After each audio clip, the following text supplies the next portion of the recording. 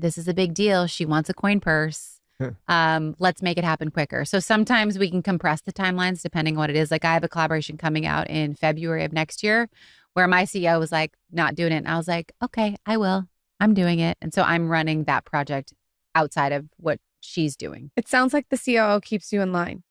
She does, but I also think that sometimes you have to break things. And we're still a small enough company to break things. We're not so corporate and big that we always have to follow the rules. When did you decide to bring on is it a COO or CEO? CEO. Okay. So CEO, excuse me. We sold the business 2 years ago, almost 3. My brother was the CEO. We had a president.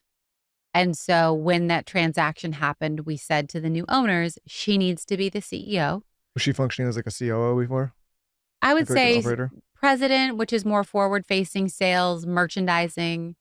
And my brother was kind of CEO, COO. Okay. So she took on CEO. Her name's Daniela Bocressian, shout out. And she's still the CEO. What does your day-to-day look like now? So different. There is no set routine. Some days I'm filming content all day. Other days I have the podcast that I try and batch.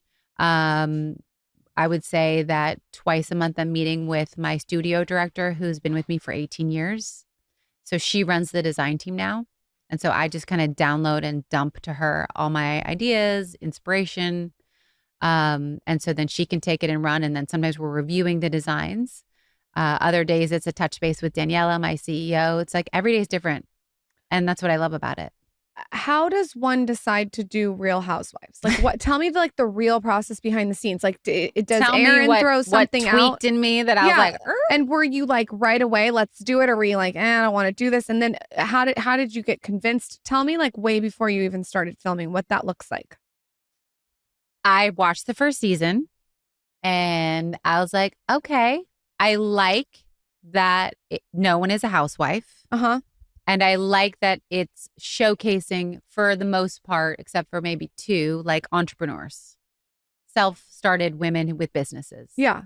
And I liked that the drama was pretty tame because there was no way you'd ever get me on like a Miami or a Salt Lake. Some of it is like the Jersey is like, they're just going for, they're hurting people's reputation. Yeah. This is different. I'm not here for that. It's fresh.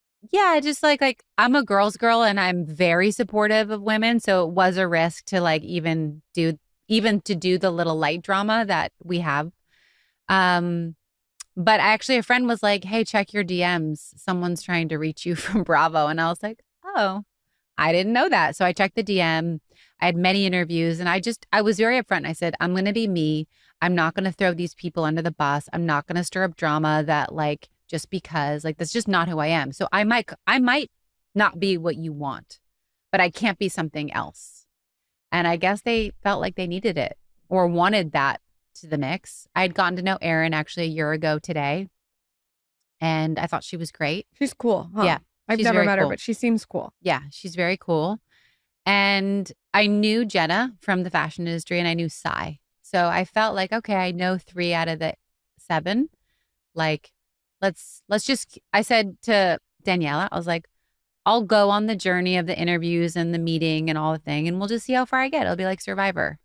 And then I got to the end and I was like, oh shit, I have an offer to join. And when you got the offer, were you like, fuck yeah? Or were you like, let me think about it? I was trepidatious about it because it's one thing to be known as a designer and to have dealt with what I've dealt with for 20 years with that perspective and awareness. It's another to put yourself on national television and now be up for, people to just be like, oh, you're just a person that I can hate. Yeah. And Housewives, though, the particular season, I feel it's elegant, it's fresh, it's different. I feel like they rebranded.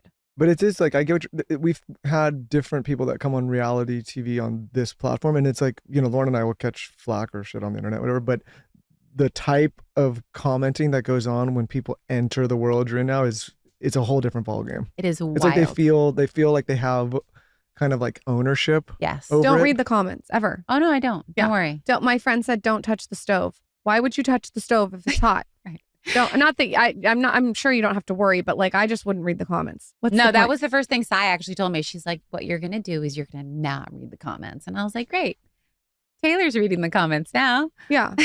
Yeah. Because the problem is there's 500 nice ones and then you get one mean one and that's all we stick on that one. Yeah. So it's just like, just don't even touch the stove. That's my advice. Do you have to go on the girls' sleepovers? Because this intrigues me. Like, that's the deal breaker for you. No, huh? I can't. I just am not I'm a girls' girl, love it, but I'm not a girls' sleepover kind of gal. Oh, yes. I was on all the sleepovers. Did you want to do that? And if so, or if no, is it fun? Was it surprising? Did you like it? Was it a nightmare? It was just exhausting is what it was. That's why I'm like, I'm good. I was told, like, get ready. Like, cameras are up at 7 and they don't go down till midnight. And when you're filming and you got a mic on you and there's cameras, like, there is no relaxing. Like, at one point I remember I was on my computer at a moment where something was happening. I didn't need to like be a part of that conversation. And a camera swoops in and I was like, can you give me a minute? I'm answering email.